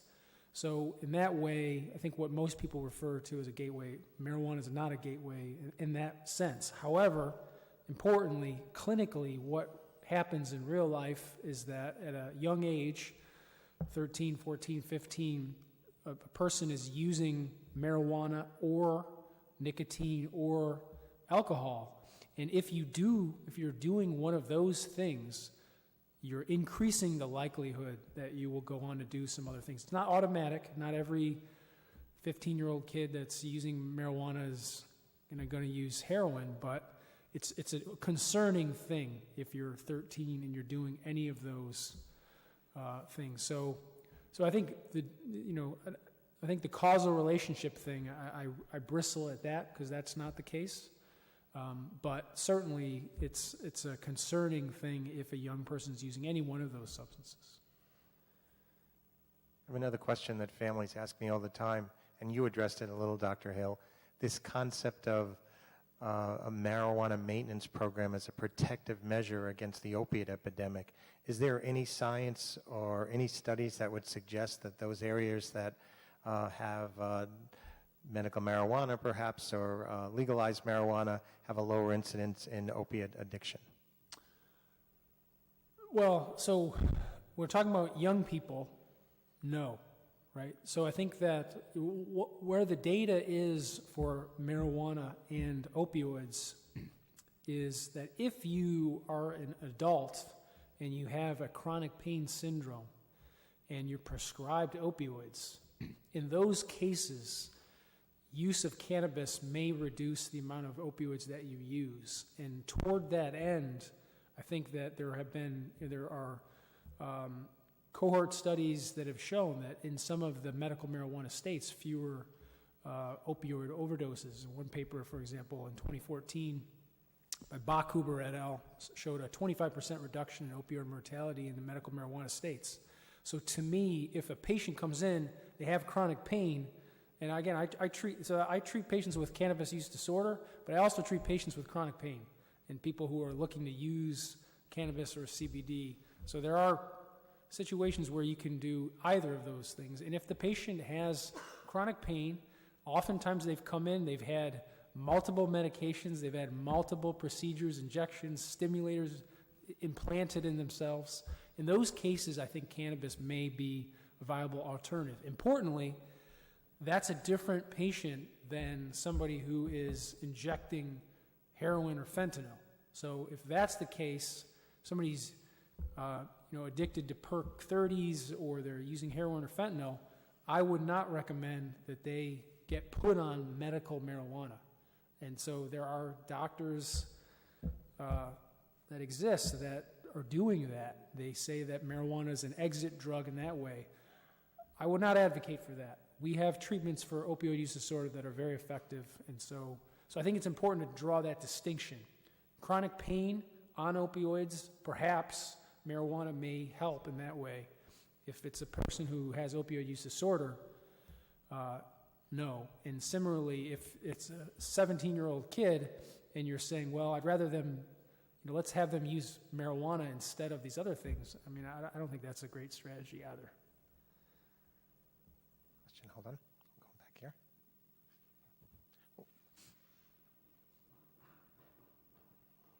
I think, I don't know, maybe I'm the only one, but I think the question really that I came here to have answered is, let's just say we're in Darien, Connecticut, and there's a certain tolerance for alcohol. Every family navigates that in their own way. But if I'm to compare how I'm going to navigate alcohol and talking to my children, what's the difference between how I'm going to navigate talking about a THC? Yeah, I mean, so I think it's important to have that conversation. And so I think the message is really the same, right? If you're below 21, I don't think you're going to be saying, hey, it's okay to have some alcohol, right? So I think that in many ways, I think it's great to have that conversation. It shouldn't be something in a black box that you never discuss, but both of them have significant risks for young people, and I think they should be, it should be clear what you feel about it. And I would not advocate for, using cannabis in front of kids. I mean, that has been brought up in other cases. And actually some of, my colleagues talk about cannabis and they say that a message for young people should be, it's worth the wait. I don't agree with that either. I don't think you need to do this. And so I think it's very important to have those conversations, how you handle those things, how you live, what you do is very critical. And so kids, it matters. You're a role model to them. They're going to be thinking about this on a Friday night. Doesn't mean that they're going to completely abstain, but it makes it more likely that they will. If they know that you don't believe in this, if you think this is a risky thing, it increases the chances that they're going to make a better decision. Now, I'm going to get one question in the back, but I got a call-in question. The idea of driving under the influence of marijuana, are there scientific studies that are developed yet to actually determine driving under the influence? And are there any data and studies that suggest, again, for those areas where it's legalized, it's increased the number of fatalities and car accidents regarding driving under the influence of marijuana? I don't know the statistics on, where it's legalized versus not, but I do know that there are ongoing studies looking at marijuana impairment. There's actually a study going on at the center where I am now. I'm not involved in this particular study, but where they're administering different doses of marijuana in a very controlled environment and looking at driving ability throughout the day to try to understand better, how many hours after you use, and testing blood levels and salivary levels and all these types of things, because we have a really good understanding of alcohol and the level of impairment. We have a breathalyzer test that's really quick to give. We know if you're at 0.08, you can't be driving.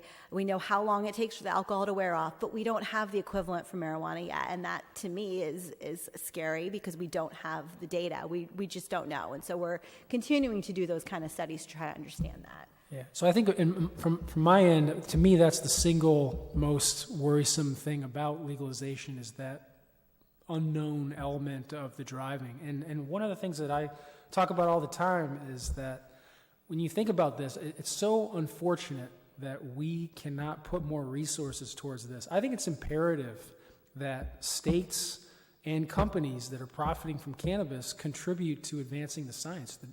The National Institute of Health should not be the only group that is looking at these things. And so when you think about it, Massachusetts is a great example. When we have all the levels, we've got medical, we've got legal, for, I don't know, it's been 7, 8 years we've been discussing these things, and every time everybody laments, oh, we don't have a breathalyzer. Well, we've got some pretty smart people in the Northeast of the United States. If we were to put the necessary resources towards solving this problem, I think we could.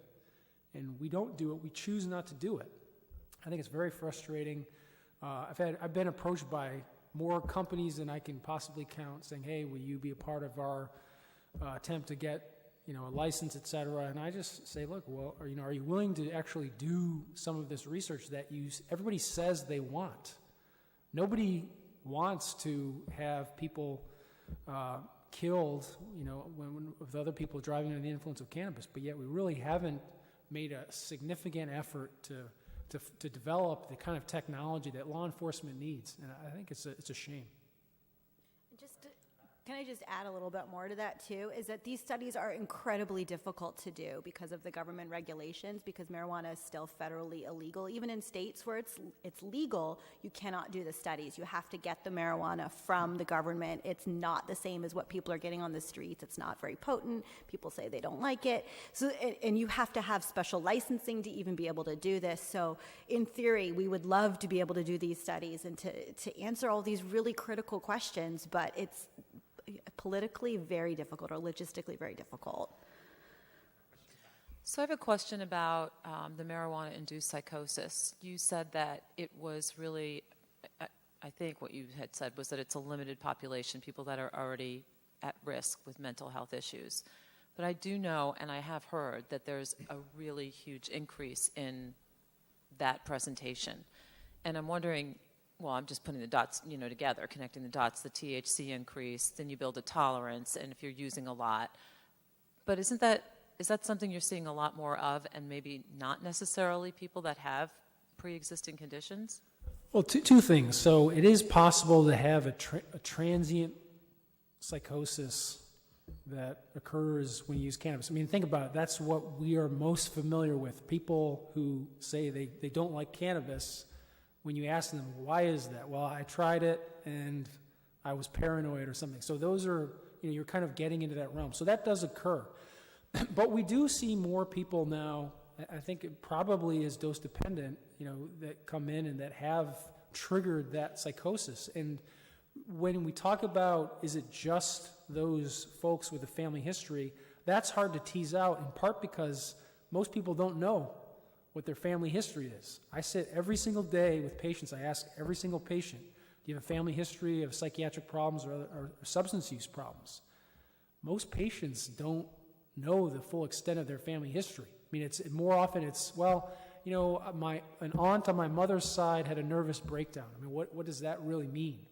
So at the end of the day, to me, that cohort, that young people who are using cannabis, I mean, that's a significant risk. You really don't know if you're at high risk, I think, of expressing a psychosis. And again, we are seeing it far more than we'd like to. I think at the interest of time, I think we're going to wrap it up. If we can, our panelists can stay around maybe a little bit after, if we can ask additional questions. But I'm sensitive to people's time. I just want to thank you both for wonderful presentations. Thank you.